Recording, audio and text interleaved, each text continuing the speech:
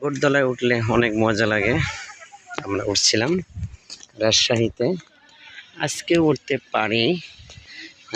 সবাইকে নিয়ে আমরা 11 জন আছি, 11 জন মিলেই এখানে উঠতে পারি। একটু পরে উঠবো।